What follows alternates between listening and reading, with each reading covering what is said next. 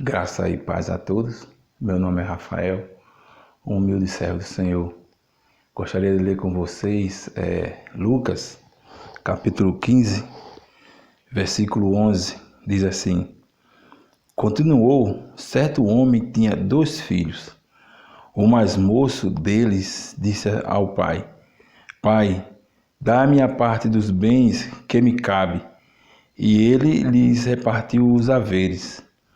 Passados não muitos dias, o filho mais moço, ajuntando tudo o que era seu, partiu para uma terra distante e lá dissipou todos os seus bens, vivendo dissolutamente. Agora eu quero ler com vocês, ainda no mesmo capítulo 15 de Lucas, diz assim, versículo 29, diz assim: Mas ele respondeu a seu pai: Há tantos anos que te sirvo sem jamais transgredir uma ordem tua, e nunca me deste um cabrito sequer para alegrar-me com os meus amigos. Vindo, porém, esse teu filho, que desperdiçou os seus bens com meretrizes, tu mandaste matar para ele o novilho cevado. Então a gente vê aqui 2 filhos, um mais moço, que pediu ao seu pai o que havia dele receber quando o pai falecesse, que era a sua herança. Ele pediu antecipadamente e saiu por o mundo afora, né? E gastou todo aquele dinheiro, né? Como a Bíblia fala, dissolutamente, com meretrizes, né? Desregradamente. E temos o outro filho, o mais velho, que ele vivia em casa, né? Mas ele tinha o mesmo problema que o mais moço, que era viver distante do pai. A gente vê quando ele diz aqui que trabalhava com o pai, diz assim: há tantos anos que te sirvo sem jamais transgredir uma ordem tua. Na versão original diz que esse servir, ele diz servir como escravo. Ele diz assim: há tantos anos que te sirvo como escravo. Então, tanto o filho mais moço como o filho mais velho estavam distantes do pai. Um literalmente, que saiu e gastou tudo o que o pai tinha lhe dado. E o outro vivia na casa do pai. Mas, no entanto, ele vivia distante. Não chegou a conhecer seu pai. A gente vê que um não era diferente do outro. No versículo 18, a gente vê uma característica muito, vamos dizer assim, agradável aos olhos de Deus ou do Pai, quando ele diz assim, o filho mais moço: Levantar-me-ei e irei ter com o meu pai, e lhe direi: Pai, pequei contra os céus e diante de ti. Já não sou digno de ser chamado filho teu. Trata-me como um dos teus trabalhadores. Aqui a gente vê que ele teve uma atitude muito boa, que era de voltar-se ao pai. Ele se arrependeu. Mas, no entanto, quando ele diz que vai voltar e que não é digno de ser tratado como filho, ele quer agora ser como filho mais velho. Está perto do pai, mas servindo como escravo. E não era isso que o pai queria. No versículo 20 e o 21 diz assim: Levantando-se, foi para seu pai. Vinha ele ainda longe, quando seu pai o avistou e, compadecendo dele, correu, o abraçou e o beijou. Nesse versículo a gente vê que o pai chegou a ver ele de longe. Se ele chegou a ver ele de longe, com certeza ele já estava aguardando. A todo tempo o pai olhava para ver se seu filho estava voltando. E aí, um certo dia, ele vê aquele filho retornando. E a Bíblia diz que ele correu. É o único lugar na Bíblia onde diz que Deus correu para ir a um pecador. É o único lugar onde diz que Deus correu. Então o que a gente vê é que Deus aqui, ele estava tratando o seu filho não como escravo, mas como verdadeiro filho, aquele filho que tinha se arrependido. E a gente vê que ele não só correu, mas diz que ele abraçou e o beijou. No Antigo Testamento, muitas das vezes a gente vê que a Bíblia trata, que Deus fala com o povo de Israel como povo de dura cerviz. No original, esse dura cerviz é pescoço duro. E aqui, no original, quando diz que ele o abraçou e o beijou, o original aqui, ele abraçou e beijou no pescoço. Então Deus, ele sabia do coração, tanto do filho novo como do filho mais velho, que era de dura cerviz, de pescoço duro. E aí Deus sabia exatamente onde tinha que beijar, onde tinha que afagar, onde tinha que resolver o problema. E o problema que Deus resolve é com grande amor. Ele resolve os nossos problemas dando beijo. Se você tem algum problema, o que Deus vai lhe mostrar é o seu grande amor. Ele chega até você, ele trata com carinho, ele trata com muito amor, lhe dando beijos. Não importa onde que seja o seu problema, o que seja o seu problema, mas Deus, ele vem lhe tratar com amor, principalmente quando nós nos voltamos para ele. Continuando, no versículo agora 21, diz aqui o que o filho mais novo já tinha ensaiado antes. Ele repete dizendo: e o filho disse: Pai, pequei contra o céu e diante de ti, já não sou digno de ser chamado filho teu. Aquilo que ele tinha ensaiado, agora ele estava dizendo ao pai. E ele chegou e disse a mesma coisa que ele tinha remoído em sua mente: eu vou dizer assim, então ele vai me receber. Mas o que a gente vê é que a Bíblia diz o seguinte: o pai, porém. Isso é maravilhoso. O pai, porém, disse aos seus servos: trazei depressa a melhor roupa, veste-o, pondo-lhe um anel no dedo e sandálias nos pés. Então o pai, ele não se importava com aquilo que o filho tinha ensaiado, né, com as suas desculpas. O que o pai queria era ter seu filho de volta. O que o pai queria era ver o arrependimento genuíno do seu filho. E isso foi o que aconteceu, quando ele diz: voltarei para o meu pai. Então aqui a gente vê que o pai não levou em conta aquilo que o filho disse, mas a atitude do filho de se arrepender e voltar-se para o pai. E aí a gente vê que o pai fala para dar a melhor roupa.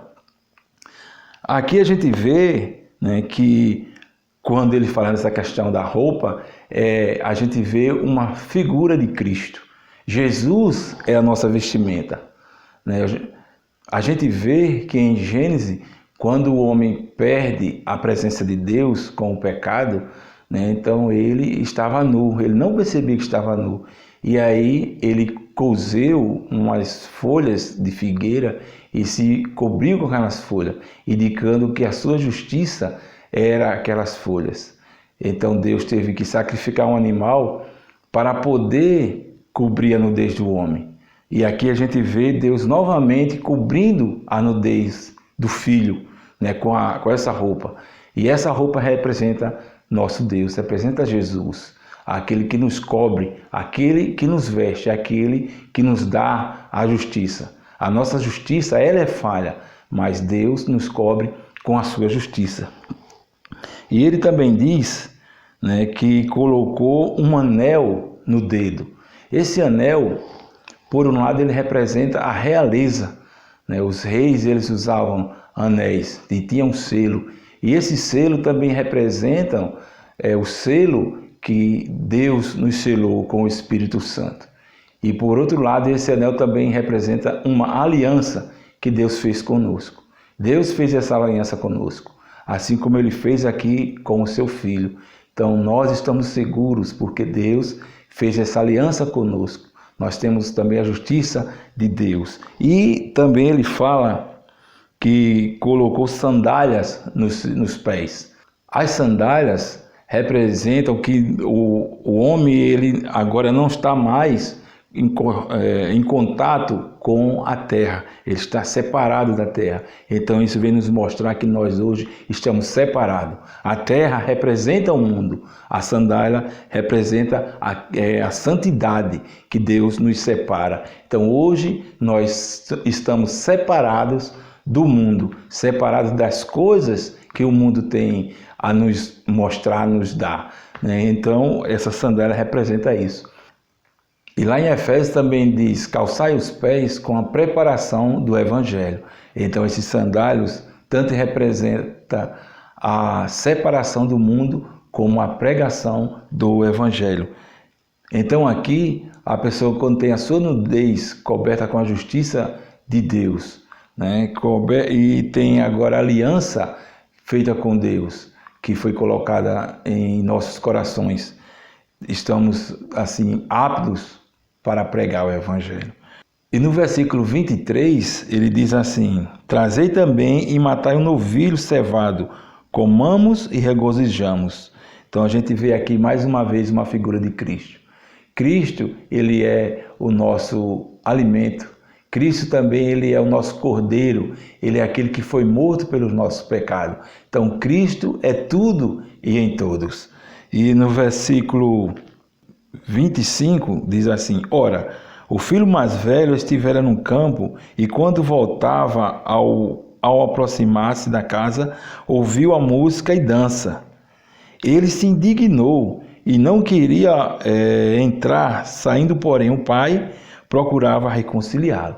Então o filho mais velho, ele chegando em casa, viu toda aquela dança, toda aquela alegria e achou estranho. E perguntou a alguém e a pessoa falou que era o filho mais novo, o irmão mais novo dele, né, que tinha chegado e estava fazendo uma festa. E ele contou também que tinham matado um cabrito. E aí ele se indignou. E aí a gente vê aqui que a Bíblia fala: porém o pai procurava conciliá-lo. Essa palavra conciliá-lo, no original, pode ser traduzido como também consolá-lo ou chamá-lo para perto. Então a gente vê assim que a gente pode até pensar que ele estava conciliando com o irmão mais novo, mas ele estava chamando para perto, ele estava consolando. E a gente vê depois que o pai, aqui ele diz no versículo 31, diz assim: então lhe respondeu o pai: meu filho, tu sempre estás comigo, tudo o que é meu é teu. Então a gente vê aqui que o pai estava tentando conciliá-lo com ele mesmo, estava chamando para próximo do pai, para próximo dele. Então a gente vê que ele aqui estava tentando conciliá-lo com ele mesmo, com o pai, e não com o irmão. Então a gente vê que os dois, tanto o mais novo como o mais velho, estava distante de Deus. Um literalmente e o outro morava na casa do pai, mas no entanto ele vivia distante de Deus. Não conhecia Deus, servia a Deus até como escravo, conhecia toda a lei, fazia tudo que Deus ou que o pai mandava, mas não conhecia o pai. Isso nos faz lembrar da história de Jó. Jó era alguém temente a Deus, que se desviava do mal, que era justo, mas ele tinha um problema, não conhecia Deus. E aqui a gente vê que os dois filhos, tanto o mais novo como o mais velho, não conheciam o pai. E o que eles precisavam era conhecer o pai. O mais novo, ele estava distante e voltou, se arrependeu. E aí o pai vestiu ele com a sua justiça, deu um anel fazendo uma nova aliança. Também ele pôs sandálias nos seus pés e matou um animal para fazer uma festa. E o mais velho, né, apesar de estar próximo ao pai, viver trabalhando, né, como escravo, mas aí o pai chamou para ele e disse: tudo que é meu é seu. Né? E ele no final, no versículo 32, diz assim: entretanto era preciso que nós regozijássemos e nos alegrássemos, porque esse teu irmão estava morto e reviveu, estava perdido e foi achado. O que Deus quer, O que Deus queria era o que os dois se regozijassem no Pai, se alegrassem no Pai, desfrutassem daquilo que o Pai tinha, desfrutassem daquilo que o Pai é. Você que se encontra distante do Pai, volte-se para Ele, volte-se ao Pai. Ele está de braços abertos esperando por você.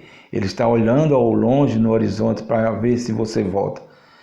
E você que está próximo a Deus, mas não conhece a Deus, volte-se a Ele também. Abra seu coração.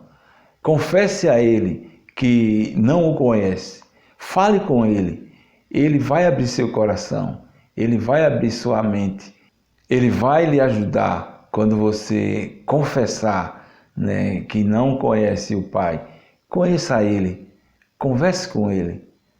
Desfrute daquilo que Deus é. Desfrute daquilo que Deus tem. Ele está a todo tempo nos chamando para desfrutar, né, de regozijarmos, porque Ele é o Deus que pode fazer infinitamente mais do que pensamos e do que pedimos. Deus te abençoe.